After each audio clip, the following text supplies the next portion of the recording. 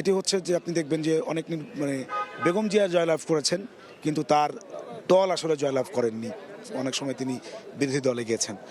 এটার মানেটা হচ্ছে খুবই পরিষ্কার যে একদিকে মানে বেগম জিয়া শুধুমাত্র বেগম জিয়া হয়ে উঠতে পেরেছিলেন, যে কারণে আসলে মানুষের অভাবনীয় ভালোবাসা, মানুষের অসম্ভব ভালোবাসা তিনি পেয়েছেন।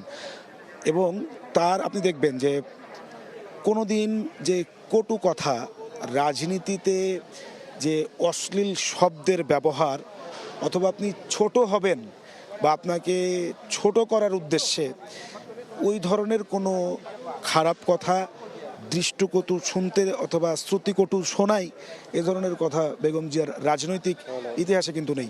সুতরাং বেগম জিয়া তিনি মানুষের ভালোবাসা পেয়েছেন।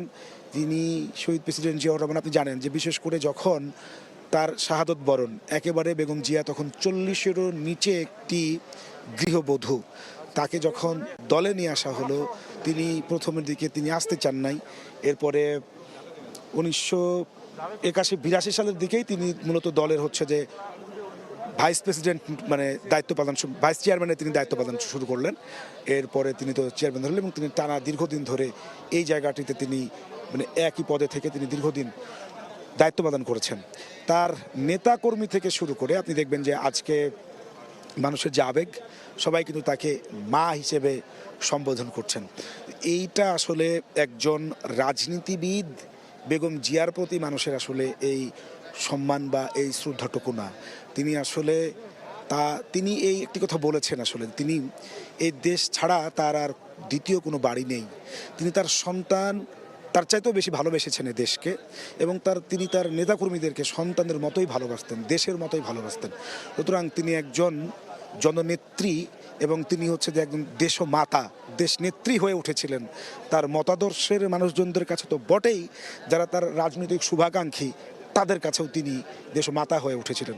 সুতরাং তার এই যে ফলাফল, তার ঝুলিতে যে অনন্য রেকর্ড, আপনি যদি তার নির্বাচনগুলোকে, আপনি একটু আগে বলছিলেন তিনি 5টি করে আসনে নির্বাচন করেছেন, এবং শুধু তাই নয়, আপনি দেখবেন প্রথমবার তিনি একটানা 38টা জনসভা করেছেন, প্রায় 14,000 কিলোমিটার পথ তিনি পাড়ি দিয়েছেন।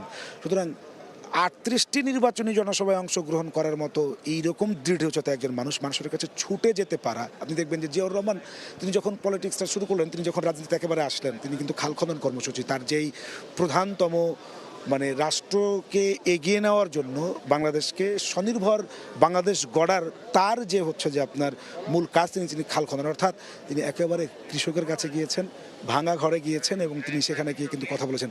বেগম জিয়া কিন্তু তার সেই দেখানো পথটাকে তিনি বেছে নিয়েছেন। রাজনীতির এই চড়াই উত্তরায়ের মধ্য দিয়েও তিনি কিন্তু তার নেতাকর্মীদের খোঁজখবর রাখতেন, কাছে যেতেন, এবং তিনি সবসময় বলছেন যে এই দেশ এবং এই মাটি ছেড়ে তিনি কোথাও যাবেন না। সন্তানদের লাশ বুকে আঁকড়ে ধরে তিনি সেখানে পড়ে আছেন। সুতরাং এই দেশের মানুষ, এই দেশের জনগণ বেগম জিয়ার প্রতি তিনি যেমনটি তাদেরকে ভালোবেসেছেন, তার প্রতিদান আসলে তারাও প্রতিবার নির্বাচনে তারা কিন্তু দেখিয়েছে। সুতরাং অন্য নির্বাচনগুলোতে আপনি মানে ওই নির্বাচনে বিএনপি হয়তো ক্ষমতায় যেতে পারে নাই, কিন্তু বেগম জিয়া সবকটা আসনে জিতেছেন। তার মানে হচ্ছে যে শুধুমাত্র তার দল বা তার আদর্শের কারণে না, একজন বেগম জিয়া দল মত নির্বিশেষে একজন দৃঢ়চেতা, একজন আপোষহীন, একজন নেত্রী এবং একজন ঐক্যের প্রতীক, এবং হচ্ছে যে তিনি মাদার অফ হিউম্যানিটি, তিনি মানবতার মা হয়ে উঠতে পেরেছিলেন, যে কারণে আসলে মানুষ তাকে সেই প্রতিদান, তাকে ভালোবাসার প্রতিদান তাকে দিয়েছে। ধন্যবাদ নাজমুস সালেহ, আপনাকে আমরা আলোচনা করব আবারও, যখন সুযোগ হবে আমরা আবার একসাথে কথা বলবো আমাদের সার্বিক পরিস্থিতি নিয়ে। লম্বা সময় ধরেই আমরা আসলে কথা বলেছি। নাজমুস সালেহ, আপনাকে অসংখ্য ধন্যবাদ। এই যে ফিরোজা যে বাসভবন সংলগ্ন যে এলাকাটি, এই এলাকাটিতে সার্বিক যেই পরিস্থিতি এখন পর্যন্ত দাঁড়িয়েছে, এবং এখানে যে নেতা যে বিএনপির ভারপ্রাপ্ত চেয়ারম্যান তারেক রহমানের যে বাসা, সেই বাসায় যেই তার মরদেহ, অর্থাৎ বিএনপি চেয়ারপারসন সাবেক প্রধানমন্ত্রী বেগম খালেদা জিয়ার যে মরদেহটি, সেই মরদেহটি কিন্তু তার বড় ছেলে বিএনপির ভারপ্রাপ্ত চেয়ারম্যান তারেক রহমানের যে বাসা, গুলশানের 196 নম্বর যে বাসাটিতে, সেখানে অবস্থান করছে। এবং রাজধানীর এভার কেয়ার হাসপাতাল থেকে বাসভবনে আসার যে সড়ক পথটি, যে আয়োজনটি, সেই আয়োজনে কিন্তু রাষ্ট্রের পক্ষ থেকে যে ঘোষণা দেওয়া হয়েছিল, সেই ঘোষণায় পূর্ণ রাষ্ট্রীয় সম্মান, পূর্ণ রাষ্ট্রীয় যে নিরাপত্তা, সেই বিষয়টি কিন্তু আমরা লক্ষ্য করেছি। এবং তারই পরিপ্রেক্ষিতে এই বাসায় বেশ কিছু সময় বেগম খালেদা জিয়ার মরদেহ বহনকারী যেই বাহন, সেটি কিন্তু এখানে অবস্থান করবে। কেননা সকাল থেকেই তার পরিবারের অত্যন্ত নিকট আত্মীয় যারা রয়েছেন, তারা মূলত এই এলাকাটিতে এসেছেন এই শেষবারের মতো তাকে দেখা এবং তার প্রতি সম্মান জানানোর জন্য। এইখানে এই মুহূর্তে যেই পরিস্থিতি আসলে এখন দেখা যাচ্ছে যে তাকে বহনকারী এই যে রাষ্ট্রীয় সম্মানের যেই গাড়ি বহর, এটি কিন্তু আবারও একটি সারিতেই ধীরে ধীরে গুছিয়ে নিয়ে আসা হচ্ছে। পাশাপাশি এই এলাকাটিতে এই যে রাষ্ট্রের পক্ষ থেকে যে সম্মান দেওয়া হচ্ছে, তার পেছনে নিরাপত্তা ব্যবস্থা জোরদার করার কিন্তু একটি বিষয় রয়েছে। সেই নিরাপত্তা ব্যবস্থা জোরদারের অংশ হিসেবে সেনাবাহিনীর পক্ষ থেকে সব মানুষকে সরিয়ে দেওয়া হচ্ছে। সড়কের দুই পাশে যতটুকু নিরাপদ দূরত্ব নিশ্চিত করার প্রয়োজন, সেটি নিশ্চিত করা হচ্ছে। কেননা এই জায়গা থেকে বিএনপি চেয়ারপারসন এবং সাবেক প্রধানমন্ত্রী বেগম খালেদা জিয়ার যে রাষ্ট্রীয় সম্মানের সাথে তার যে গাড়িবহরটি যাবে, সেটির পরবর্তী যে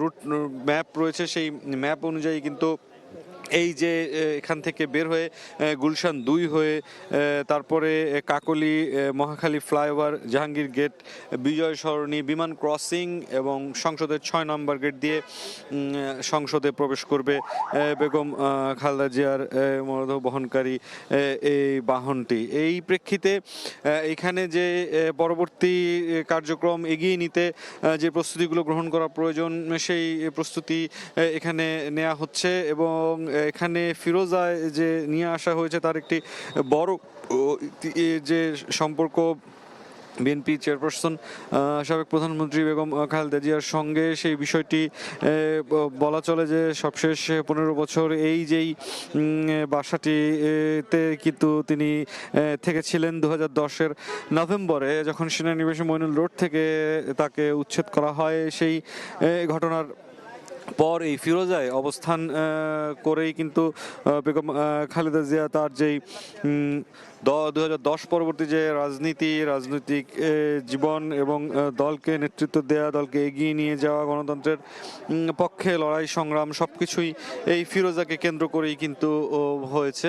এবং এই ফিরোজা থেকেই তাকে বিভিন্ন সময় যে তার বিরুদ্ধে মামলাগুলো, সেই মামলাগুলোতে হাজিরা দেওয়ার জন্য বকশীবাজারের বিশেষ আদালতে তিনি এখান থেকেই গিয়েছেন। এই জায়গায় তার লড়াই সংগ্রাম এবং আন্দোলনকে স্তীমিত করা, দমিয়ে রাখার জন্য তৎকালীন সরকারের পক্ষ থেকে কিন্তু যে ন্যাক্কারজনক যে ঘটনাটি ছিল, তীব্র সমালোচিত হয়েছিল বালু ট্রাকের, সেই ঘটনাটিও ঠিক এই বাসার সামনে। এবং সব এরপরে 2018 সালে যখন তাকে যে হাজতে পাঠানো হয়, কারাগারের অন্ধকার প্রকোষ্ঠে পাঠিয়ে দেওয়া হয়, সেই জায়গায় তিনি এই বাসা থেকেই কিন্তু রওনা হয়েছিলেন। এবং এখান থেকে এরপরে 2024 পরবর্তী সময়ে যখন তিনি মুক্ত হন, এরপরেই তার স্বামী বিএনপি প্রতিষ্ঠাতা জিয়াউর রহমানের কবর জিয়ারত করতেও এখান থেকেই যান। এবং সবশেষ নভেম্বরে যখন এভারকেয়ার হাসপাতালে চরম অসুস্থ হয়ে চিকিৎসা নিতেও এখান থেকেই তিনি রওনা হয়েছিলেন। এবং সেই যাত্রাটি বলা চলে যে তার 41 বছরের যে রাজনৈতিক ক্যারিয়ার, দলকে হাল ধরে রাখার যেই তার দায়িত্ব, সেটি আসলে শেষ পর্যন্ত শারীরিকভাবে সমাপ্ত হয়েছে 30 ডিসেম্বর মঙ্গলবার ভোর 6টায়, যখন চিকিৎসকরা তাকে আনুষ্ঠানিকভাবে মৃত ঘোষণা করেন। এবং এর প্রেক্ষিতে এরপরে যেটি দেখা গেছে যে তার মৃত্যু সংবাদ ছড়িয়ে পড়ার পর সারা দেশ জুড়েই কিন্তু মসজিদগুলো থেকে এই ঘোষণা দেওয়া হয়েছে, মসজিদগুলোতে কোরআন খতমের চেষ্টা করা হয়েছে, দলের দলের পক্ষ থেকে দেশের সব জায়গাতেই এই কোরআন খতমের ব্যবস্থা করা হয়েছে এবং তার যে শেষ যাত্রা এবং তার যেই শেষ নৃত্যের যেই কার্যক্রমগুলো আছে সেই কার্যক্রমগুলো পরিপূর্ণভাবে সুচারুরূপে সম্পন্ন করার জন্য রাষ্ট্রের পক্ষ থেকে উদ্যোগ নেওয়া হয় এবং সেই উদ্যোগে তার দল বিএনপিকেও সম্পৃক্ত করা হয়। সেই সম্পৃক্ততার প্রেক্ষিতে অন্তর্বর্তী সরকারের প্রধান উপদেষ্টা মোহাম্মদ ইউনূস গতকালই কিন্তু উপদেষ্টা পরিষদের জরুরি বৈঠক ডাকেন এবং সেই বৈঠকে দলের পক্ষ থেকে দলের মহাসচিব মির্জা ফখরুল ইসলাম আলমগীর তিনিও কিন্তু যুক্ত হন এবং সেই যুক্ত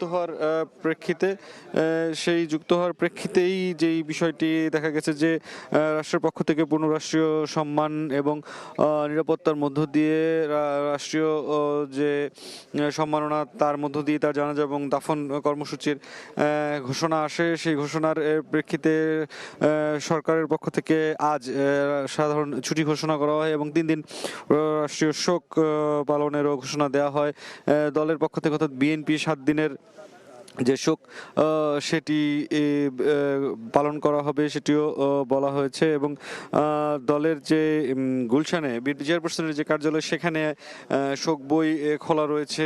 আমরা দেখেছি যে গতকাল শোক বই খোলার পর থেকেই কিন্তু বিভিন্ন রাজনৈতিক মহল, বিদেশি যে কূটনীতিকরা রয়েছেন তারাও কিন্তু সেই জায়গায় শোক বই স্বাক্ষর করে আসছেন এবং সব কিছু মিলে যেই বিষয়টি এখন পর্যন্ত দেখা যাচ্ছে যে ফিরোজার সামনে যেই নিশ্চিত নিরাপত্তা এবং পূর্ণাঙ্গ যেই রাষ্ট্রীয় ব্যবস্থা সেই জায়গাটিকে নিশ্চিত করা হয়েছে। আমরা বেগম খালেদা জিয়ার যে পরবর্তী কার্যক্রম জানাজা জাতীয় সংসদের দক্ষিণ প্লাজায় আমাদের সহকর্মী আহমেদ সালেহীন রয়েছেন, আমরা আহমেদ সালেহীনের কাছ থেকে পরবর্তী কার্যক্রম জেনে নিব। আমি অবস্থান করছি মানিক মিয়া এভিনিউতে, যেখানে বিএনপি চেয়ারপারসন বেগম খালেদা জিয়ার নামাজে জানাজা অনুষ্ঠিত হবে। এতক্ষণ শুনছিলেন যে আমাদের সহকর্মী মোরসালিন জুনায়েদ বলছিলেন যে যেই বাসা থেকে তিনি বেরিয়েছিলেন হাসপাতালের উদ্দেশ্যে বিএনপি চেয়ারপারসন বেগম খালেদা জিয়া, সেখানেই কিন্তু আবার হাসপাতাল থেকে তার মরদেহ নিয়ে আসা হয়েছে ফিরোজায়, যেখানে তার স্বজনরা এবং তার সন্তান, বড় ছেলে তারেক রহমান এবং তার পরিবার, একই সঙ্গে বেগম জিয়ার সদস্যরা যারা স্বজনরা রয়েছেন তারা কিন্তু এখন বাসায় অবস্থান করছেন। মরদেহের পাশে তাদের স্বজনদের ভিড় এবং তাদের যে আবেগ এবং অশ্রুজ্জ্বল যে বিদায় তারা সেটা জানাচ্ছেন ফিরোজা থেকে।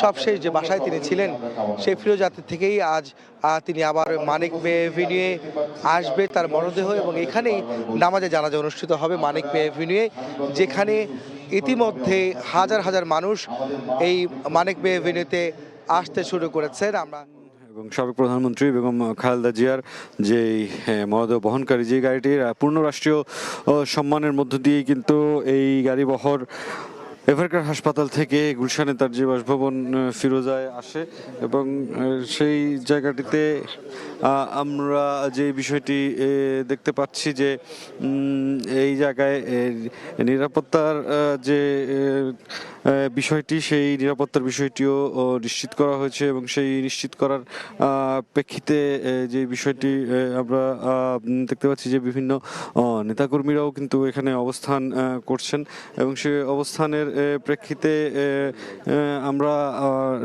দলের বিভিন্ন পর্যায়ের নেতাদের কিন্তু এই জায়গায় উপস্থিত হতে দেখেছি এবং সেই উপস্থিত হওয়ার প্রেক্ষিতে যে বিষয়টি আমরা আলাপ করতে চাই দলের একজন নেতার সঙ্গে।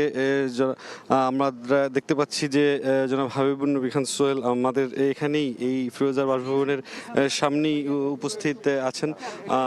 জনাব সোহেল, আমরা একটু যদি আপনার সাথে আলাপ করি যে এই যে ফিরোজার এখানে এখন পর্যন্ত যেই অবস্থান দেখা যাচ্ছে যে রাষ্ট্রের পক্ষ থেকে যেই ঘোষণাটি দেওয়া হয়েছিল, আমরা দেখলাম এভারকেট থেকে এই পর্যন্ত এসেছেন, তবে এরপরে তাকে নিয়ে যাওয়া হবে জাতীয় সংসদ ভবনে জানাজা উপলক্ষে।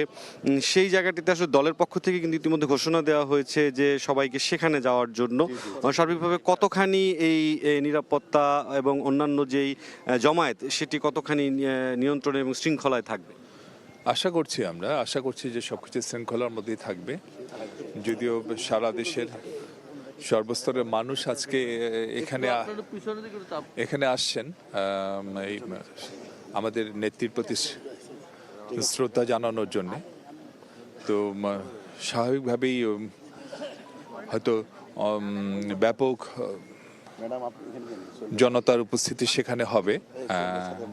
তারপরেও আমরা আশা করছি যে সবকিছু একটু শৃঙ্খলার মধ্যে থাকবে এবং সবাই শৃঙ্খলার সাথে আমাদের নেত্রীকে শেষ বিদায় জানাবেন। সবাই আমাদের সবারই মানসিক অবস্থা বুঝতেই পারছেন, খুব একটি শোক বিহ্বল পরিবেশের মধ্য দিয়ে আমরা সবাই আছি। তো আমি আসার সময় লক্ষ্য করেছি সারা দেশের বিভিন্ন প্রান্ত থেকে লোকজন আসছেন। আসলে বেগম খালেদা জিয়া সারা বাংলাদেশের সর্বস্তরের মানুষের নেত্রী, সারা বাংলাদেশের কোটি কোটি মানুষের অভিভাবক, শুধু বাংলাদেশের না সারা বিশ্বের তাবৎ মুক্তিকামী জনতা সাহসের ঠিকানা হয়ে উঠেছিলেন বেগম খালেদা জিয়া এবং সাহসের ঠিকানা হয়েই উনি থাকবেন। আজকে হয়তো আমরা ওনাকে সমাধিস্থ করব, কিন্তু যে লড়াই তিনি চালিয়ে গেছেন, যে সংগ্রাম তিনি চালিয়ে গেছেন, সে লড়াই এবং সেই সংগ্রাম বিশ্বের তাবৎ মুক্তিকামী জনতার সাহসের বাতিঘর হয়েই থাকবে। সোহেল, আমরা এখন পর্যন্ত যে বিষয়টি আপনি বলছিলেন যে নেতাকর্মীদের উপস্থিতির একটি ব্যাপার রয়েছে, সেই জায়গাটিতে আসলে কি পরিমাণ নেতাকর্মীরা আসলে আসার সম্ভাবনা আপনি দেখছেন? দেখেন, প্রচণ্ড শীত পড়েছে, তবুও এই শীত অতিক্রম করেই সারা দেশ থেকে সর্বস্তরের মানুষ আজকে আমাদের নেত্রীর প্রতি শ্রদ্ধা জানানোর জন্য আসছেন। কারো কোনো চেষ্টার কমতি নেই, যত কষ্ট হোক, যত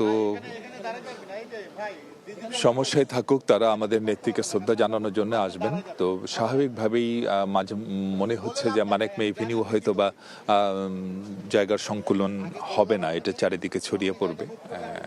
তো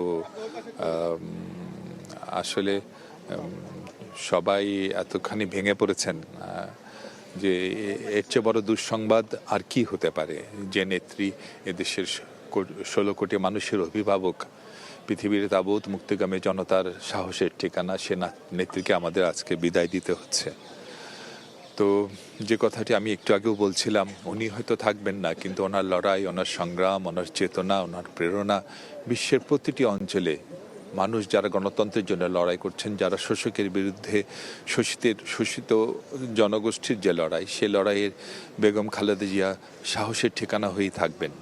যতদিন পৃথিবী থাকবে তিনি থাকবেন, বেঁচে থাকবেন হৃদয়ের মাঝখানে, সকল লড়াইয়ের সংগ্রামের সাহসের আতুরঘর হয়ে। শেষ প্রশ্ন যেটি, সেটি হচ্ছে যে একটি লম্বা ক্যারিয়ার তার রাজনৈতিক জীবনে এবং আপসহীন নেত্রী গণতন্ত্রের এই অভিধায় তিনি অভিহিত অনেক লম্বা সময় ধরেই। আগামীর বাংলাদেশে অর্থাৎ 24 পরবর্তী ফ্যাসিস্ট বিদায়ের পরে যেই বিষয়টি দেখা গেছে যে নতুন স্বপ্ন দেখছে বাংলাদেশ, নতুন বন্দোবস্তের একটি ব্যাপার কথা হচ্ছে। আপনাদের ভারপ্রাপ্ত চেয়ারম্যান তার বড় ছেলে তারেক রহমান, তিনিও নানামুখী স্বপ্নের কথা বলেছেন। সবশেষ তিনি সাধারণ মানুষের কাছে যেই ঘোষণাটি দিয়েছেন, তিনিও কিন্তু শান্তির বার্তা প্রতিষ্ঠার চেষ্টা করছেন, সকলকে ঐক্যবদ্ধ থাকার কথা বলেছেন। এবং বিএনপি চেয়ারপারসন সাবেক প্রধানমন্ত্রী বেগম খালেদা জিয়া, তাকেও আমরা তার যে সবশেষ যে বার্তাটি আমরা দেখেছিলাম হাসপাতাল থেকে, সেখানেও কিন্তু তিনি বারবার বলেছেন শান্তি, শান্তি এবং শান্তি। এই যে রাজনৈতিক দর্শন, যে রাজনৈতিক চর্চা, আগামীর বাংলাদেশের গণতন্ত্রের পথ চলায় এই বিষয়টি কতখানি আসলে রাজনীতিবিদরা ধারণ করবেন, সব পর্যায়ের সব মতাদর্শের যে রাজনীতিবিদরা রয়েছেন? আমরা জানি যে 15-16টি বছর বাংলাদেশে স্বৈরতন্ত্রের বিরুদ্ধে সাধারণ মানুষের একটি লড়াই হয়েছে। আমাদের সমস্ত অধিকার আমরা হারিয়ে ফেলেছিলাম, সেই অধিকারগুলো ফিরিয়ে আনবার জন্য আমরা লড়াই করেছি।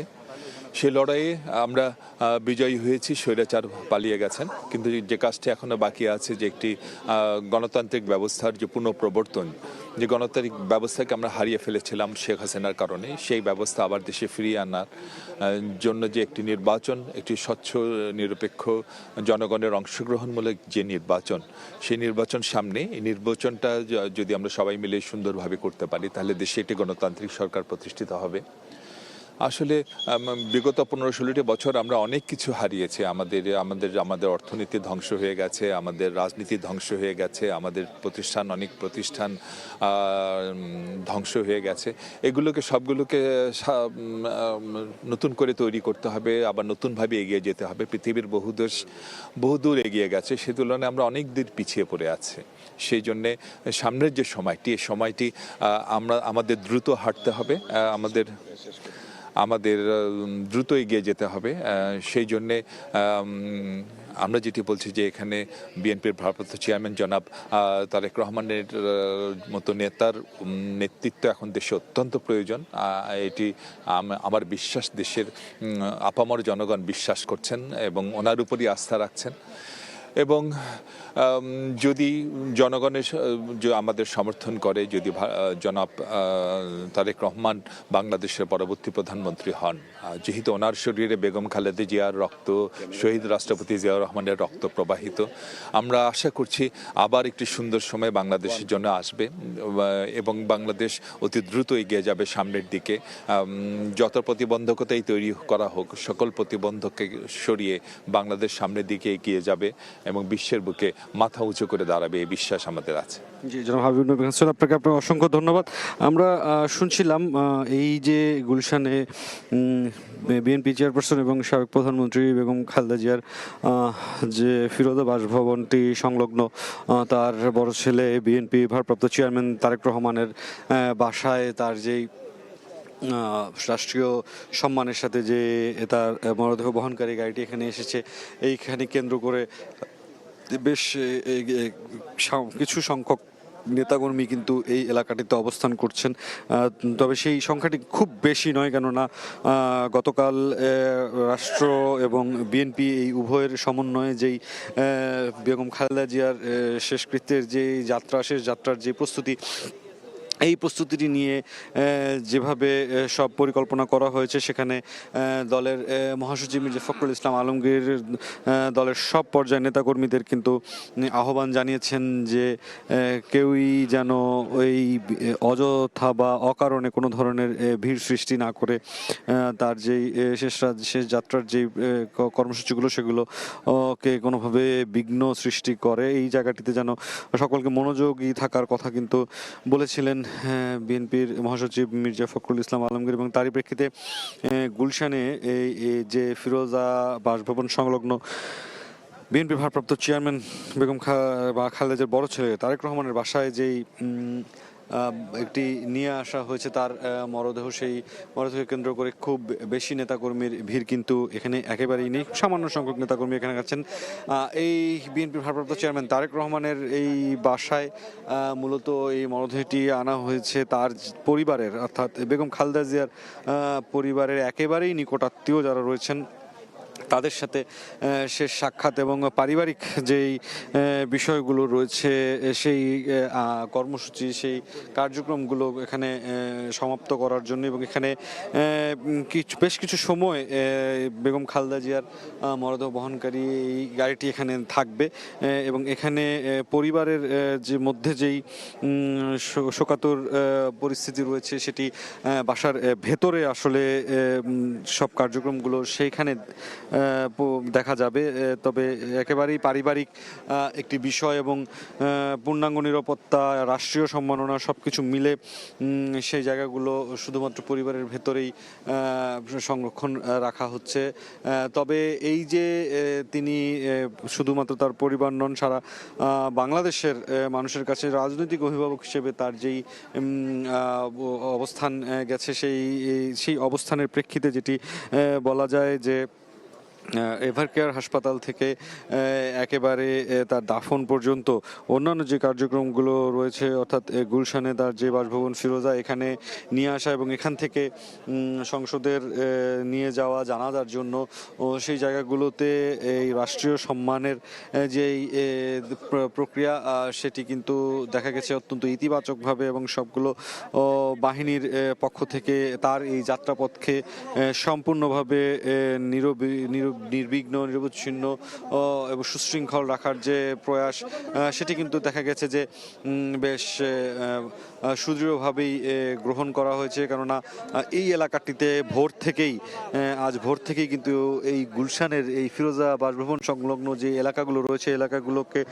পরিপূর্ণভাবে নিরাপত্তার চাদরে কিন্তু ঢেকে দেওয়া হয়। ধাপে ধাপে সবগুলো যে ব্যবস্থা সেটি গ্রহণ করা হয় এবং নভেম্বরের শেষ নাগাদ বেগম খালেদা জিয়া নানা শারীরিক জটিলতায় এভারকেয়ার হাসপাতালে ভর্তি হন এবং তারপর থেকেই চিকিৎসকদের ভাষ্যমতে 1 মাস 10 দিন তিনি কিন্তু এই চিকিৎসার সাথেই যুক্ত ছিলেন। তিনি লড়াই করেছেন তার যে অসুস্থতা তার বিরুদ্ধে, যেমনটা তিনি লড়াই করেছেন গণতন্ত্র প্রতিষ্ঠার জন্য। তার যে 4 দশকের বেশি সময়ের যে সংগ্রাম এদেশের লড়াই এই গণতন্ত্র প্রতিষ্ঠার জন্য, সেই গণতন্ত্র প্রতিষ্ঠার প্রেক্ষিতে রাজনীতিতে তিনি একজন সাধারণ গৃহবধূ থেকে পরিপূর্ণভাবে রাজনীতিবিদ হিসেবে তিনি যেই প্রবেশ করেছিলেন বাংলাদেশে, এবং সেই রাজনীতিতে প্রবেশের পর থেকে তিনি গণতন্ত্র প্রতিষ্ঠার ক্ষেত্রে কোথাও কোনো আপোষ করেননি। তার এই রাজনীতির 4 দশকের বেশি সময়ের যে যাত্রায় বেশ কিছু আলোচিত ঐতিহাসিক ঘটনা রয়েছে। স্বৈরাচার এরশাদের সময়ে যে নির্বাচন হয়েছিল, সেই নির্বাচনে কিন্তু তিনি যুক্ত হননি। তিনি নিজেকে বিরত রেখেছিলেন শুধুমাত্র জনগণের ভোটে নির্বাচনের প্রাপ্তিতে, এবং সেই নির্বাচনের জন্যই 86-র যে নির্বাচন সেখানে কিন্তু তিনি যুক্ত হননি। যদিও বড় বড় বেশ কিছু রাজনৈতিক দল সে সময় প্রতিশ্রুতি দিয়েও তারা রাখেনি, তারা সেই নির্বাচনগুলোতে গিয়েছিল, কিন্তু তিনি সেই নির্বাচন থেকে নিজেকে দূরে রেখেছেন এবং তার প্রেক্ষিতে জনগণের যে আস্থা তিনি অর্জন করেছিলেন, সেই এই অর্জনের প্রেক্ষিতে দেখা গেছে যে 1991 সালে দ্বিতীয় মুসলিম এবং বাংলাদেশের প্রথম প্রধানমন্ত্রী হিসেবে তিনি দায়িত্ব গ্রহণ করেন এবং সেই দায়িত্বের পর থেকে তিনি রাষ্ট্র পরিচালনা করেছেন, পাশাপাশি দল পরিচালনা করেছেন, বিরোধী দলে শক্তিশালী ভূমিকা নিয়েছেন।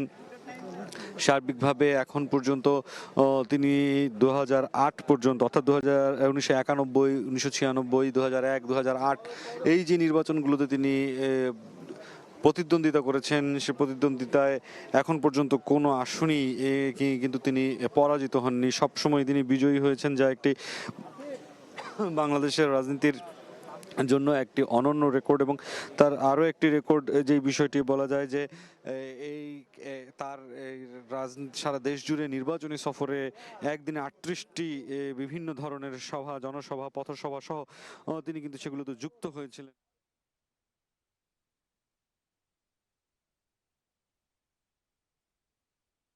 রয়েছে তারেক রহমানের, সেখানে বিএনপি চেয়ারপারসন বেগম খালেদা জিয়ার মরদেহ রাখা হয়েছে এবং এই অবস্থায় তার বড় ছেলে তারেক রহমান সেখানে তিনি দোয়া মোনাজাত করছেন, কোরআন তেলাওয়াত করছেন এবং তার পরিবারের সদস্যরাও কিন্তু কোরআন তেলাওয়াত করেছেন, কোরআন খতম দিচ্ছেন বিদেহী আত্মার মাগফিরাত কামনার জন্য। দেখতে পাচ্ছেন যে তারেক রহমান বাসায় একাই তিনি কোরআন তেলাওয়াত করছেন। তার মায়ের এই শেষ বিদায়ে তার আত্মার মাগফিরাত কামনায় তিনি কোরআন তেলাওয়াত করছেন, দোয়া করছেন, যেটি প্রতিটি ছেলে বা সন্তানের যে কর্তব্য তিনি সেটি পালন করছেন, যে মৃত্যুর পর তার স্বজন, তার মা, তিনি যেন আল্লাহ তাকে বেহেশত নসিব করুন। সে কারণে মূলত ওপারে যেন তিনি ভালো থাকেন, পরকালে তিনি ভালো থাকেন, সে কারণে তিনি একা বাসায় বসে কোরআন তেলাওয়াত করছেন এবং দোয়া মোনাজাত করছেন। একই সঙ্গে তিনি সহ তার পরিবারের অন্যান্য সদস্যরাও কিন্তু সেখানে আমরা দেখেছি যে কোরআন তেলাওয়াত করেছেন, কোরআন খতম দেওয়ার তারা দিচ্ছেন এবং দোয়া মোনাজাত করছেন। এবং শেষ বিদায়ের যে প্রস্তুতি বলা যায়, সেই প্রস্তুতি অংশ হিসাবেই তারা এই দোয়া মোনাজাত এবং কোরআন তেলাওয়াত সহ এই বিষয়গুলি তারা সম্পন্ন করছেন। একই সঙ্গে যদি বলতে চাই যে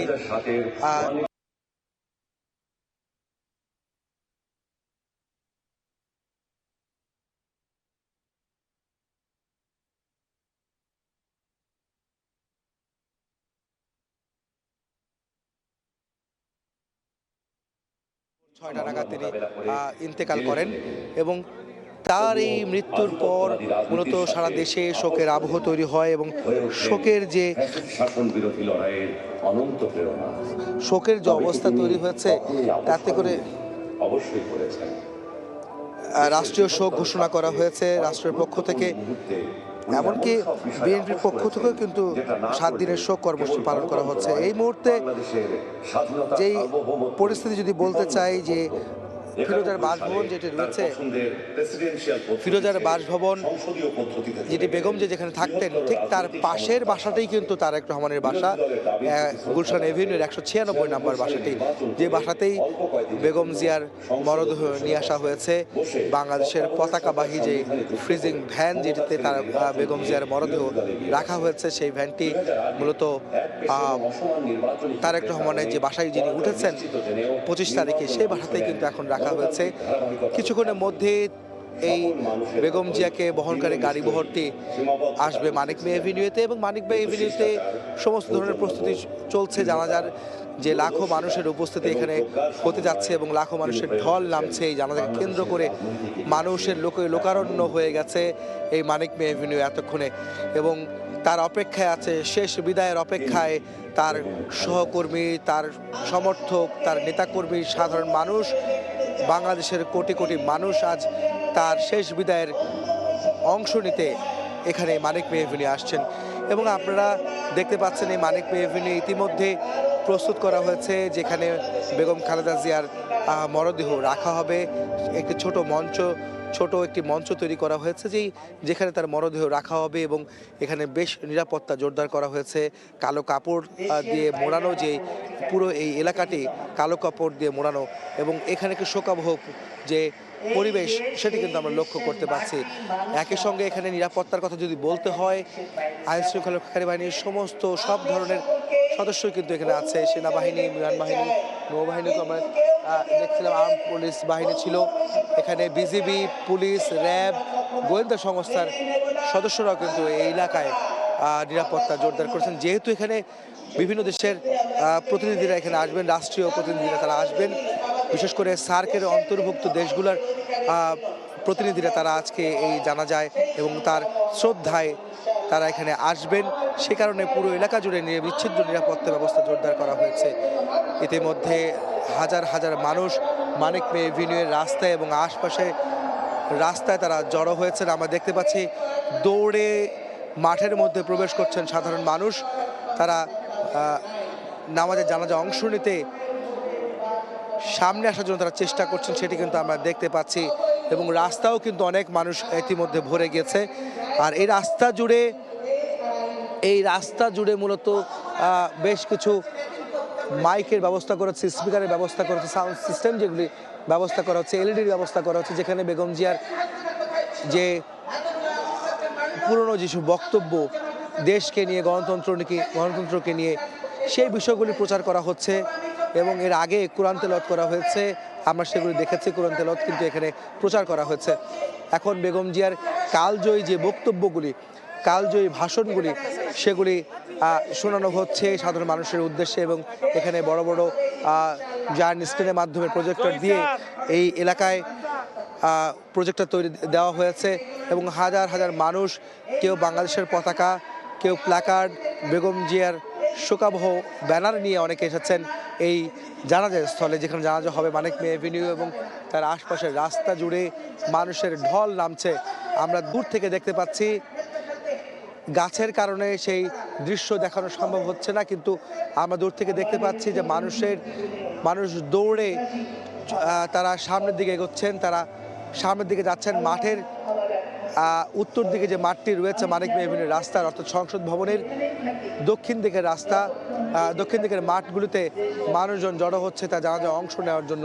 লক্ষ লক্ষ মানুষ আজ এই জানাজায় অংশ নিতে জানাজামুখী হচ্ছেন, এই মানিক মিয়া এভিনিউ অভিমুখে তারা আসছেন। আমরা দেখতে পাচ্ছেন যে তারেক রহমান তিনি তার মায়ের জন্য দোয়া কামনা করছেন, কোরআন তেলাওয়াত করছেন, নিজ ঘরে একা একা বসে তিনি কোরআন তেলাওয়াত করেছেন, সেটি আপনারা দেখতে পাচ্ছিলেন।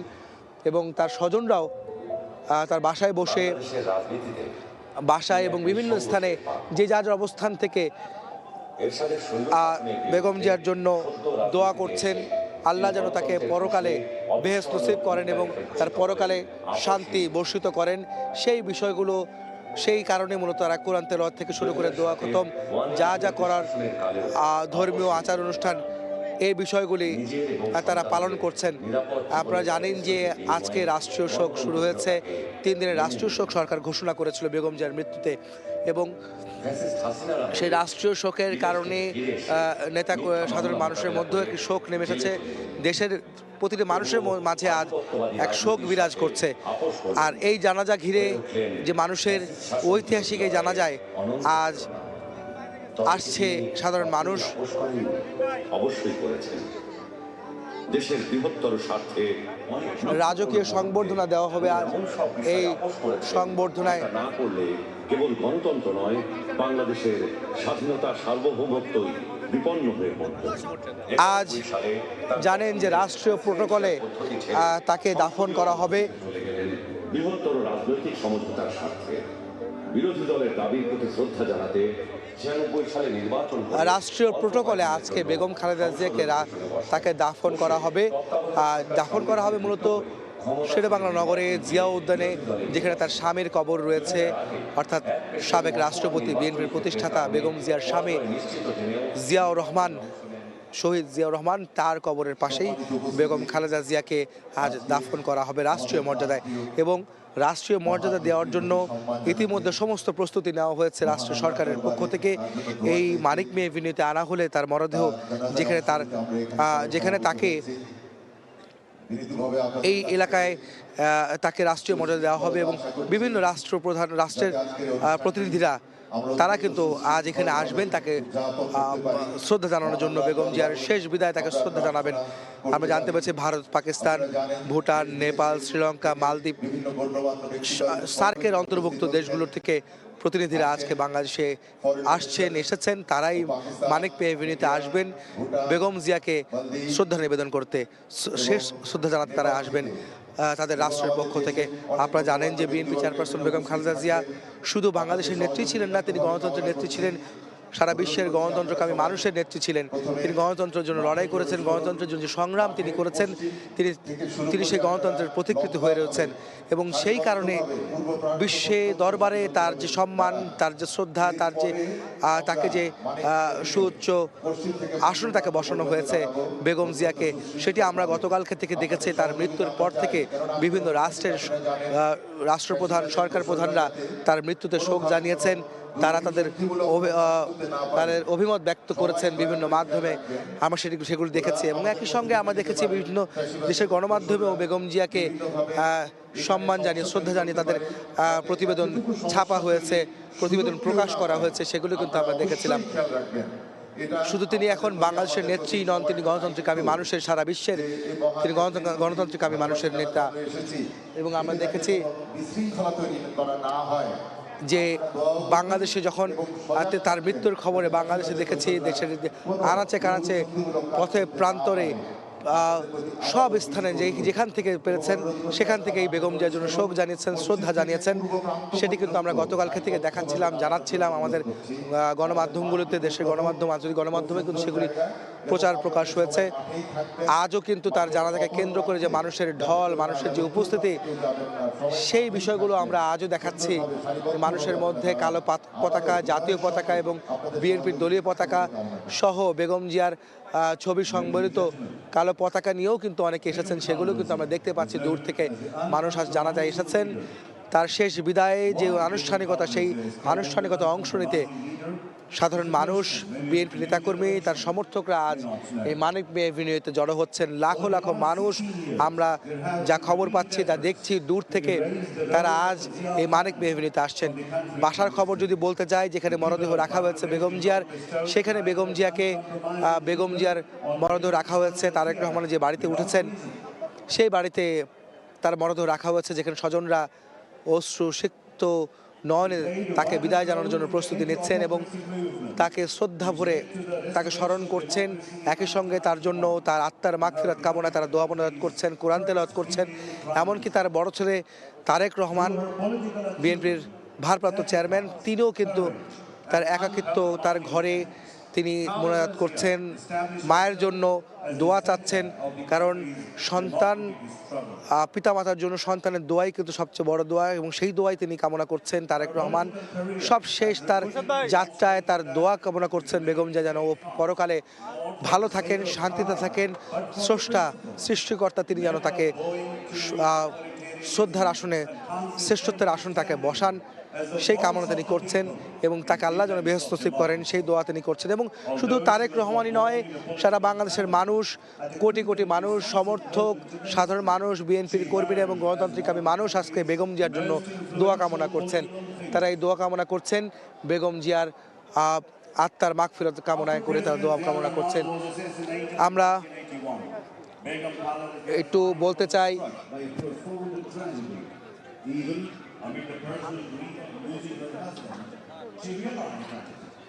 আমরা এখন দেখছিলাম যে এই ইতিমধ্যে লোকারণ্য হয়ে এসেছে এই মানিক মে এভিনিউ এলাকা। এখানে আমাদের গণমাধ্যম কর্মীরা এখানে আছি, এবং বিশেষ করে সময় টেলিভিশন বেগম জিয়ার মৃত্যুর খবর থেকে শুরু করে তার যে সবশেষ আনুষ্ঠানিকতা সব কিছু কিন্তু আমরা সরাসরি সম্প্রচার করছি, এবং সবচেয়ে আপডেট খবর সবশেষ আপডেট খবর দেওয়ার আমরা চেষ্টা করছি এবং দিচ্ছি। সময়ের সঙ্গে দর্শকদের থাকার অনুরোধ জানাবো, তারা যেন সময় টেলিভিশনে সময়ের পর্দায় যেন তাদের প্রিয় নেত্রীর বিদায়ের অনুষ্ঠান আনুষ্ঠানিকতা সেগুলি আমাদের সময় সংবাদের স্ক্রিনে দেখানো হচ্ছে। একই সঙ্গে যারা মোবাইলে আছেন, মুঠোফোনে আছেন, তারা সময় news.tv অর্থাৎ সময়ের ইউটিউব চ্যানেল তারা দেখতে পাবেন, যেখানে বেগম জিয়ার বিদায়ের যে প্রস্তুতি, বিদায়ের যে আনুষ্ঠানিকতা সেই বিষয়গুলো আমরা দেখাচ্ছি, সেগুলি দেখার অনুরোধ জানাচ্ছি।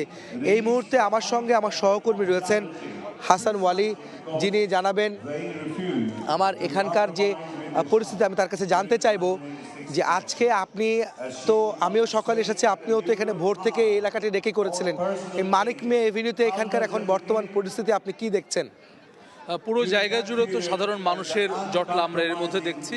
আপনি যেরকমটি এর আগে জানাচ্ছিলেন যে সংসদ ভবনের ভেতরে কিন্তু যেই জায়গাটি সেখানে কিন্তু সাধারণ মানুষের জন্য উন্মুক্ত করা হয়েছে, অর্থাৎ তারা কিন্তু জানা যায় যারা অংশ নিতে এসেছেন তারা ভেতরে প্রবেশ করেছেন, এবং পরবর্তীতে যারা আসবেন তাদের জন্য মানিক মে এভিনিউর এই সুপ্রশস্ত যে জায়গাটি, যে সড়কটি, সেটি কিন্তু পুরো জায়গাটি উন্মুক্ত রয়েছে। আমরা জানি যে দুপুর 2টা নাগাদ নামাজে জানাজা অনুষ্ঠিত হবে বিএনপি চেয়ারপারসন সাবেক প্রধানমন্ত্রী বেগম খালেদা জিয়ার, কিন্তু বেগম খালেদা জিয়ার প্রতি মানুষের যে ভালোবাসা, যেই আবেগ, যে অনুভূতি, সেটির বহিঃপ্রকাশ কিন্তু আমরা সকাল থেকে দেখছি। অর্থাৎ দেশের বিভিন্ন প্রান্ত থেকে অসংখ্য মানুষ, অর্থাৎ লাখো জনতার কিন্তু আজকে এই জায়গাটিতে অংশগ্রহণ হবে। তারা কিন্তু এরই মধ্যে আমরা দেখেছি বিভিন্ন জায়গা থেকে এসে পৌঁছেছেন, অনেকে আসতে শুরু করেছেন। অর্থাৎ এই পুরো জায়গা কিন্তু আসলে সেভাবে প্রস্তুত করা হচ্ছে। একই সঙ্গে এটি কিন্তু উল্লেখ করার মতোই যে আইন শৃঙ্খলা রক্ষাকারী বাহিনীর কিন্তু সদস্যদের এখানে বিপুল পরিমাণ উপস্থিতি কিন্তু আমরা দেখতে পাচ্ছি। এখানে অন্যান্য সিকিউরিটি ফোর্সের যে সদস্য তারাও কিন্তু রয়েছে, অর্থাৎ কোনো ধরনের গোলযোগ যদি কেউ সৃষ্টি করতে চায় তারা যাতে করে না পারে সেটি নিশ্চিত করার জন্যই কিন্তু আসলে সব ধরনের প্রস্তুতি কিন্তু রাখা হয়েছে। বেগম খালেদা যে আপনি জানেন যে আপোষহীনতার স্মারক, অর্থাৎ তার সারা জীবনে তিনি কখনো গণতন্ত্রের প্রশ্নে, মা মাটি প্রশ্নে তিনি কখনো আপোষ করেননি, মানুষের প্রশ্নে কখনো আপোষ করেননি, যার ফলে কিন্তু মানুষের প্রতি যে ভালোবাসা সেটি কিন্তু এর আগে বহিঃপ্রকাশ ঘটেছে। বেগম খালেদা জিয়া যতবার নির্বাচনে অংশগ্রহণ করেছেন বাংলাদেশের শীর্ষ নেতা হিসেবে তিনি যে কখনো কোথাও পরাজিত হননি, অর্থাৎ মানুষের যে ভালোবাসা সারা জীবন তিনি সেটি পেয়েছেন। এবং আমরা দেখেছি সকালে যখন এভারকেয়ার হসপিটাল থেকে তাকে গুলশানে 196 নম্বর বাসায় নেওয়া হয়েছে মরদেহ, যেখানে তার ছেলে বিরোধীদের পাশে যে বাসভবনটি রয়েছে যেখানে তারেক রহমান উঠেছে সেই বাসায় উঠানো হয়েছে, যেটি তারেক রহমানের জন্য প্রস্তুত করা হচ্ছে 196 নম্বর বাসা। সেখানে কিন্তু আমরা দেখেছি যে তাকে আনা হচ্ছে, মরদেহ আনা হচ্ছে। তারেক রহমান সেখানে কোরআন তেলাওয়াত করছেন, পরিবারের অন্যান্য সদস্যরা রয়েছেন। একই সঙ্গে এই যে মঞ্চটি যেখানে রয়েছে এখানে আনা হবে কিছুক্ষণ পরে, সেটি কিন্তু প্রস্তুত করা হচ্ছে। এখন যেরকমটি আসলে আমরা দেখতে পাচ্ছি যে যেখানে আসলে মরদেহ রাখা হবে, রাষ্ট্রীয় সম্মাননা জানানো হবে সাবেক 3বারের এই প্রধানমন্ত্রীকে, সেখানে কিন্তু আমি এটা আপনাকে জানতে চাই যে এখানে আসলে যে আমরা জানতে পেরেছি বিভিন্ন দেশের রাষ্ট্রের প্রতিনিধিরা তারা আজকে আসবেন বেগম জিয়াকে শেষ বিদায়ের যে শ্রদ্ধা জানানোর জন্য, সেই প্রস্তুতি কতদূর এবং কারা কারা এসেছেন বা কতজন এখন ইতিমধ্যে বাংলাদেশে এসেছেন, কখন নাগাদ তারা এই মঞ্চে স্থলে আসবেন?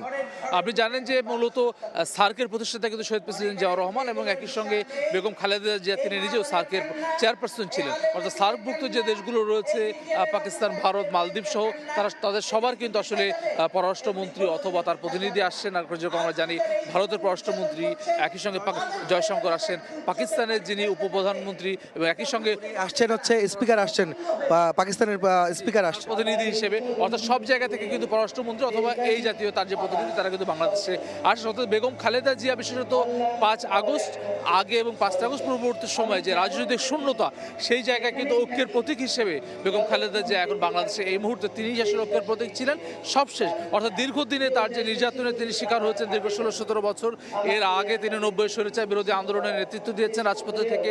অন 11-এর সময় নানা নির্যাতনের শিকার হয়েও কিন্তু তিনি দেশের বাইরে যেতে অস্বীকৃতি জানিয়েছেন। তিনি বলেছেন বাংলাদেশ ছাড়া আমার আর কোথাও যাওয়ার জায়গা নেই। অর্থাৎ সব মিলে তার সারা জীবনের যে আপসহীনতার যেই দৃষ্টান্ত তিনি রেখে চলেছেন বাংলাদেশের প্রশ্নে, মা মাটি মানুষের প্রশ্নে তার যে আপসহীন সংগ্রাম, সেটি স্মারক হিসেবে তিনি ধরা দিয়েছেন।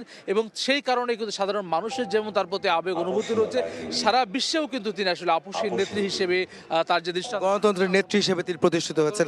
আমি একটা জিনিস আপনি যে বলছিলেন যে তিনি যে বলেছিলেন যে তার আসলে বাংলাদেশ ছাড়া বা এই দেশের মাটি মানুষ ছাড়া তার কোথাও আসলে কোনো স্থান নেই, জায়গা নেই, এই ভাষণগুলো কিন্তু আমরা আজকে মানিক মে এভিনিউতে জায়ান্ট স্ক্রিনে আমরা দেখতে পাচ্ছিলাম। তার বক্তব্য কিন্তু এখনও প্রচার হচ্ছে, তার কিছু ডকুমেন্টারি প্রচার করা হচ্ছে।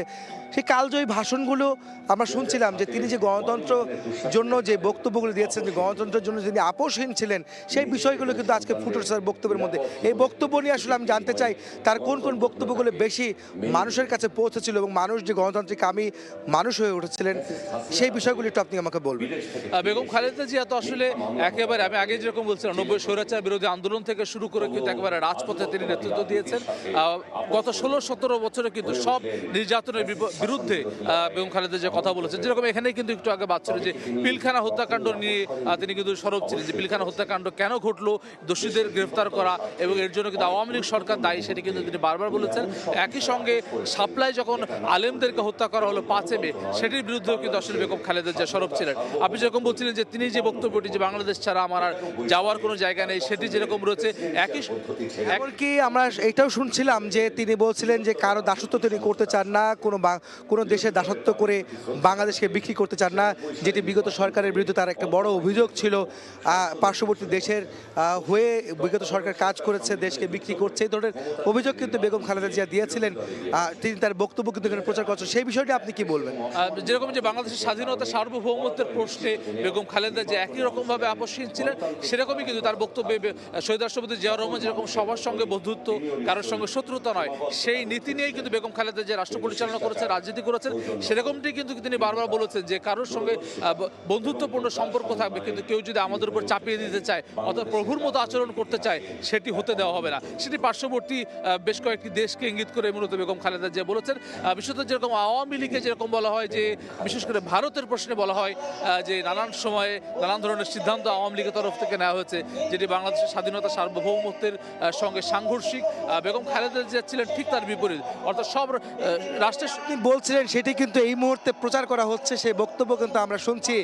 বেগম জিয়া বলছেন কারো প্রভুত্ব তিনি মেনে নেবেন না, বাংলাদেশের মানুষ কখনো কারো প্রভুত্ব, কোনো দেশের প্রভুত্ব মেনে নেবে না। সেই বক্তব্য কিন্তু আবারও প্রচার করা হলো যখন আমাদের সহকর্মী ওয়ালি হাসান যে কথাটি বলছিলেন যে বেগম জিয়ার এই কালজয়ী যে বক্তব্য সেটি প্রচার করার সময় আজকে সেটি প্রচার করা হচ্ছিল। আমি আরেকটি বিষয় বলে রাখতে চাই যে বিএনপি চেয়ারপারসন বেগম খালেদা জিয়া তিনি দেশকে ভালোবাসতেন, গণতন্ত্রের জন্য সংগ্রাম করেছেন। তার সংগ্রামী জীবনের যে ইতিহাস, এতগুলো বছর তিনি আন্দোলন করেছেন, সংগ্রাম করেছেন দেশের মাটি মানুষের জন্য, সেই মাটি মানুষের ভালোবাসায় কিন্তু তার আজকে তার প্রয়াণ এবং সেই দেশেই তার আজকে দাফন হতে যাচ্ছে। এবং সবচেয়ে মর্যাদার বিষয় তার স্বামী শহীদ রাষ্ট্রপতি জিয়াউর রহমানের কবরের পাশে তার সমাধি হবে, তাকে দাফন করা হবে। সেই বিষয়টি ওয়ালি আপনার কাছে জানতে চাই, সেই প্রস্তুতি কত দূর এগিয়েছে এবং কোথায় কীভাবে রাষ্ট্রীয় মর্যাদায় তাকে দাফন করা হবে একটু বলবেন। জিয়া উদ্যানে শহীদ রাষ্ট্রপতি জিয়াউর রহমানের যে সমাধিটি তার ঠিক পূর্ব পাশে বেগম খালেদা জিয়ার জন্য সেখানে আসলে তাকে কবরস্থ করা হবে, দাফন করা হবে, সমাহিত করা হবে, সেটি কিন্তু সবশেষ প্রস্তুতি রয়েছে। আপনি জানেন যে বিএনপি তরফ থেকে যেরকম বলা হয়েছে যে এখন আসলে যেভাবে রয়েছে ঠিক সেই জায়গাটিতে দাফন করা হবে, কবরস্থ করা হবে, এর পরবর্তীতে সেই জায়গাটি আরও নতুনভাবে আসলে প্রস্তুত করা হবে, অর্থাৎ যে অনেক বেশি আরও সৌন্দর্য বর্ধন করা হবে। যেহেতু সারা দেশ থেকে মানুষ আসেন, সারা দেশ থেকে মানুষ এসে যাতে করে শ্রদ্ধা জানাতে পারেন, একই সঙ্গে শহীদ রাষ্ট্রপতি জিয়াউর রহমান এবং তার পাশে বেগম খালেদা জিয়াকে তারা শ্রদ্ধা জানাবেন, তার কবরের পাশে দাঁড়াবেন। সারা দেশের মানুষের যে আবেগ অনুভূতির কথা আপনি বলছিলেন সেটি কিন্তু আসলে একেবারেই দৃশ্যমান। যেরকম তারেক রহমান যখন বাংলাদেশে আসছিলেন সেদিন যেরকম মানুষের স্বতঃস্ফূর্ত দেখেছে, অর্থাৎ জিয়া পরিবারের প্রতি মানুষের যে ভালোবাসা, আবেগ, সেটির বহিঃপ্রকাশ কিন্তু আজকেও কিন্তু আমরা দেখছি সংসদ ভবনের দক্ষিণ প্লাজার ভেতরে কিন্তু সাধারণ মানুষে কিন্তু এরই মধ্যে প্রায় পরিপূর্ণ হওয়ার মতো অবস্থা।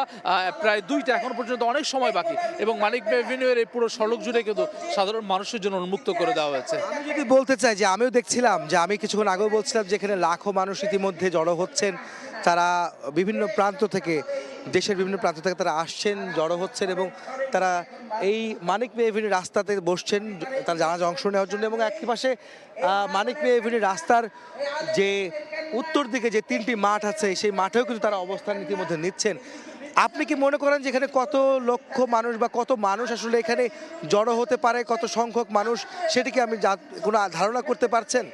অসংখ্য মানুষের আসলে এই জায়গাটিতে জমায়েত হবে, লাখ লাখ মানুষের জমায়েত হবে। ঠিক কত মানুষের এটি তো আসলে বলা মুশকিল। আপনি জানেন যে আজকে অন্তর্বর্তীকালীন সরকারের তরফ থেকে সরকারি ছুটি ঘোষণা করা হয়েছে, 3 দিনের শোক এবং আজকে ছুটি, যার ফলে কিন্তু যারা আসলে ঢাকা শহরেও যারা রয়েছেন কর্মজীবী মানুষ তারাও কিন্তু আসলে এই জায়গাটিতে আজকে ছুটে আসবে। বেগম খালেদা জিয়া জানাজাতে যাতে করে সর্বস্তরের মানুষ নির্বিঘ্নে আসতে পারেন, রাস্তাঘাটে যানজটের মধ্যে পোহাতে না হয়, সেই কারণে কিন্তু সরকারের তরফ থেকে আসলে আজকে দিনে ছুটি ঘোষণা করা হচ্ছে।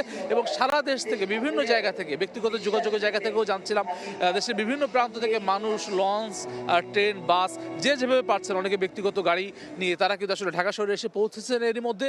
এবং যেহেতু 2টা নাগাদ জানাজা নামাজ অনুষ্ঠিত হবে, তারা কিন্তু আরও যারা রাস্তায় রয়েছেন তারা কিন্তু এসে পৌঁছাবেন।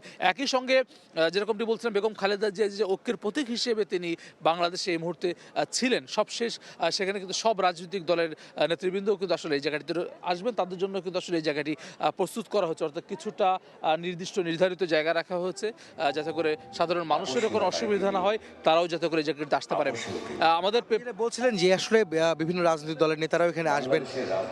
ওনার তো প্রতিপক্ষ আছে, প্রতিযোগী আছে ওনার দলের এবং ওনার জন্য ছিল, কিন্তু তার মৃত্যু বা বেগম জিয়া যখন আপোষহীন একজন নেত্রী, সেখানে কি কোনো বাধা তৈরি হয়েছিল এই আপোষহীনতার জায়গায় বা তার প্রতিযোগিতার ক্ষেত্রে কোনো বাধা বা এই নেতাকর্মী অন্য রাজনৈতিক দলের মধ্যে এমন কোনো ভেদাভেদ দেখতে পেয়েছেন আপনি? আমরা কিন্তু বেগম খালেদা জিয়া গতকাল ভোর 6টার কিছু পরে যখন তার মারা গেছেন এই খবরটি সাধারণ মানুষের কাছে জানানো হয় বিএনপি তরফ থেকে, অর্থাৎ 6টার কিছু নাগাদ পরে আসলে তিনি শেষ নিঃশ্বাস ত্যাগ করেন। সেই ঘটনার পরে কিন্তু সব স্তরের মানুষের তরফ থেকে কিন্তু আসলে আমরা তার প্রতি শোক সেটি কিন্তু দেখতে পাচ্ছি।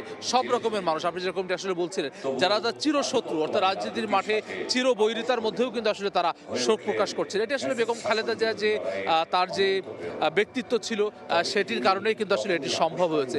যেটি আসলে আমরা পেছনে যেটি দেখতে পাচ্ছি, আমি একটু এই বিষয়ে বলতে চাই আপনাকে যে আপোষহীনতাও তিনি, একই সঙ্গে আপোষেও তিনি, সরকারের তরফ থেকে যে ডকুমেন্টারিটি প্রকাশ করা হয়েছে বেগম খালেদা জিয়া, আমরা জানি যে তার হাত ধরেই যে সংসদীয় গণতন্ত্রের প্রবর্তন ঘটেছে বাংলাদেশে, এবং তিনি যেই রাষ্ট্রপতি শাসিত সরকারের পরিবর্তে মন্ত্রিপরিষদ শাসিত সেটি কিন্তু তিনি প্রবর্তন করেছেন।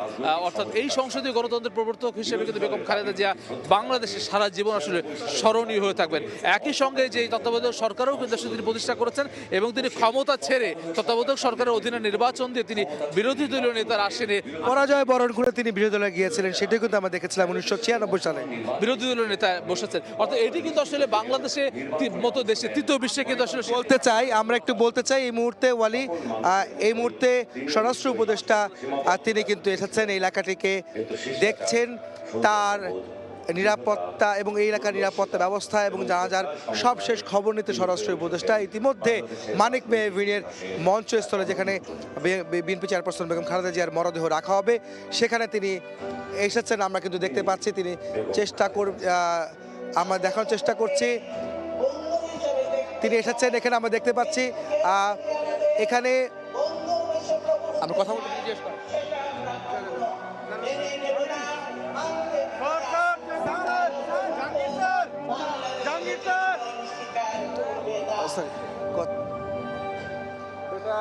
উনি দেখলেন, এই জায়গাটা দেখছেন যে এই মানিক মে এভিনিউ যেখানে মঞ্চ তৈরি করা হয়েছে, বিএনপি চেয়ারপারসন বেগম খালেদা জিয়ার মরদেহ রাখা হবে এবং জানাজা অনুষ্ঠিত হবে। এই জানাজাকে ঘিরে যে নিরাপত্তা ব্যবস্থা এবং আয়োজন সেটি কিন্তু পরিদর্শন করে গেলেন স্বরাষ্ট্র উপদেষ্টা। আমরা দেখতে পাচ্ছি তিনি যাচ্ছেন এই জায়গাটি ছেড়ে, এবং এখানে বিএনপি নেতারাও কিন্তু আসবেন, অনেক বিরোধী দলের নেতারাও কিন্তু, বিভিন্ন পক্ষের নেতারাও কিন্তু এখানে আজকে আসার কথা রয়েছে। এই রাষ্ট্রীয় মর্যাদা যেই তাকে দাফন করা হবে, তার যে জানাজা অনুষ্ঠিত হবে, সেই বিষয়গুলোর জন্য বিভিন্ন রাজনৈতিক দলের নেতারা এখানে আসবেন, সেটি কিন্তু আমরা নিশ্চিত হয়েছি। আমরা যেটা ওয়ালির সঙ্গে কথা বলছিলাম, তিনি বলছিলেন যে আপোষহীনতার প্রশ্নে বেগম জিয়া অনড় ছিলেন, তিনি একমাত্র নেত্রী যিনি আপোষ করেননি কোনোদিন কারোর সঙ্গে। সেই আপোষের নেত্রী বেগম খালেদা জিয়ার সংগ্রামের জীবনটি আপনি বলছিলেন যে তিনি সংসদীয় গণতন্ত্র ব্যবস্থা তিনি প্রতিষ্ঠা করেছিলেন। একই সঙ্গে তিনি তত্ত্বাবধায়ক সরকার ব্যবস্থা তিনি প্রথম প্রতিষ্ঠা করেছিলেন এবং তিনি প্রথম নারী প্রধানমন্ত্রী বাংলাদেশের, এবং তিনি নারী অধিকারের জন্য কিন্তু অনেক সংগ্রাম করেছেন এবং বেশ কিছু ক্ষমতা থাকাকালীন তিনি বেশ কিছু পদক্ষেপ গ্রহণ করেছিলেন। আমি আপনার কাছে এই বিষয়গুলি, যিনি তখন বেগম জিয়ার যে রাজনৈতিক সংগ্রাম এবং নারী অধিকারের সহ সাধারণ মানুষের অধিকার রক্ষায় যেই বিষয়গুলি তিনি পদক্ষেপ নিয়েছিলেন, সেগুলির যদি ওয়ালি আমাকে একটু বলতেন। আপনি জানেন যে বেগম খালেদা, যে আপনি যেরকমটি বলছিলেন যে বাংলাদেশের প্রথম নারী প্রধানমন্ত্রী, 3 বারের সাবেক প্রধানমন্ত্রী, এবং সার্কেরও কিন্তু তিনি প্রথম নারী চেয়ারপারসন ছিলেন। বেগম খালেদা জিয়া ক্ষমতায় থাকাকালীন যে বিশেষ করে নারীদের জন্য, নারী শিক্ষার্থীদের জন্য উপবৃত্তি যেটি চালু করে, সেটি কিন্তু আসলে নারীদের শিক্ষা, অর্থাৎ মেয়েদের ঝরে পড়ার যে প্রাথমিক বা মাধ্যমিকে ঝরে পড়ার যে প্রবণতা ছিল, সেটি থেকে কিন্তু এটি যুগান্তকারী ঘটনা, সেটি থেকে উত্তরণ ঘটেছে। বেগম খালেদা জিয়া পুরো সময়টা জুড়ে, আপনি যখন আপোষহীনতার কথা বলছিলেন, একই সঙ্গে তিনি কিন্তু প্রতিশোধ পরায়ণ ছিলেন না। আমরা 5 আগস্ট পরবর্তী সময়ে যদি দেখি, দীর্ঘ 16-17 বছর যে নির্যাতন নিপীড়নের শিকার হলেন তিনি, একাধিকবার বলার পরেও তিনি বিদেশে চিকিৎসা নিতে যেতে পারেননি, তার জেলে যেতে হয়েছে, বাড়ি হারা হয়েছে, তার উপরে যে অমানবিক নির্যাতন করা হয়েছে, জেলে যেতে হয়েছে, তার ছেলে মারা গেছে। সেখান থেকে আমরা এখন যাব যেখানে আসলে বিএনপি চেয়ারপারসন বেগম খালেদা জিয়ার মরদেহ রাখা হয়েছে। সাবেক প্রধানমন্ত্রী বেগম খালেদা জিয়ার যে রাষ্ট্রীয় সম্মাননার মধ্য দিয়ে তার যে মরদেহ বহনকারী যে গাড়ি এবং অন্যান্য যে রাষ্ট্রীয় সম্মাননার রাষ্ট্রীয় যে বহরটি রয়েছে, তার শেষ যাত্রার জন্য সেই গাড়িগুলো সারিবদ্ধভাবে সাজানো আছে এই গুলশানে বেগম খালেদা জিয়ার যেই বাসভবন ফিরোজার এই এলাকাটিতে। এখানে সকাল 9টার কিছু পরে 9:15 নাগাদ বিএনপি চেয়ারপারসন এবং সাবেক প্রধানমন্ত্রী বেগম খালেদা জিয়ার যে গাড়ি বহর, এটি প্রবেশ করে ফিরোজা পার্শ্ববর্তী যে বাসভবন, বিএনপির ভারপ্রাপ্ত চেয়ারম্যান তারেক রহমান তার বাসায়। বেগম খালেদা জিয়ার বড় ছেলে, তার এই বাসাটিতে সকাল থেকেই পরিবারের যে নিকট আত্মীয়রা রয়েছেন, সেই নিকট আত্মীয়দের সাথে শেষ সাক্ষাতের জন্যই মূলত এই জায়গায় তার মরদেহ নিয়ে আসা হয়, তাকে শেষবারের মতো দেখার জন্য। এবং এভারকেয়ার থেকে এই যে গুলশানের ফিরোজা বাসভবনের আসার যে প্রক্রিয়া, পূর্ব থেকেই রাষ্ট্রের যে পরিকল্পনা সাজানো হয়েছে, পূর্ণ রাষ্ট্রীয় সম্মানের মধ্য দিয়ে এই যাত্রাটি সম্পন্ন করা হবে। অর্থাৎ এই এভারকেয়ার থেকে তার বাসভবন, এরপরে সংসদের দক্ষিণ প্লাজায় যে জানাজা, এরপরে তার স্বামী বিএনপির প্রতিষ্ঠাতা শহীদ রাষ্ট্রপতি জিয়াউর রহমানের সমাধির পাশেই তাকে যে দাফন করা হবে, সেই সম্পূর্ণ প্রক্রিয়াগুলোই রাষ্ট্রের যে সর্বোচ্চ সম্মান, সেই সম্মানের মধ্য দিয়ে এগুলোকে সম্পন্ন করা হবে। এবং সেই সম্পন্ন করার প্রক্রিয়ার অংশ হিসেবে যেটি দেখা গেছে যে যেসব জায়গায় এই বেগম খালেদা জিয়া মরদেহ বহনকারী এই গাড়িটি থাকবে এবং তার দলের পক্ষ থেকে যেসব গাড়িগুলো থাকবে, সবগুলোকেই এই রাষ্ট্রীয় যে নিরাপত্তা বাহিনী তাদের মোটরকেডের ভেতরে রাখা, পাশাপাশি Begum Khaleda Zia special security force SSF এর যেই নিরাপত্তা পান, সেই SSF এর সদস্য যারা রয়েছেন তারাও কিন্তু এই গাড়ি বহরের সাথে পরিপূর্ণভাবে আছেন। এবং গতকাল মঙ্গলবার 30 ডিসেম্বর ভোর 6টায় চিকিৎসকরা যখন বিএনপি চেয়ারপারসন এবং সাবেক প্রধানমন্ত্রী বেগম খালেদা জিয়াকে মৃত ঘোষণা করেন, তারপর থেকেই রাষ্ট্রের যে কার্যক্রম সেটি একে একে শুরু হয়। অন্তর্বর্তী সরকারের প্রধান উপদেষ্টা ডক্টর মোহাম্মদ ইউনূস তিনি যে উপদেষ্টা পরিষদের জরুরি বৈঠক ডাকেন এবং সেই বৈঠকে সরকার এবং বিএনপির যে সমন্বয়ের প্রয়োজন ছিল সেই সমন্বয়ের প্রেক্ষিতেই পরিকল্পনা এবং সিদ্ধান্ত নেওয়া হয়।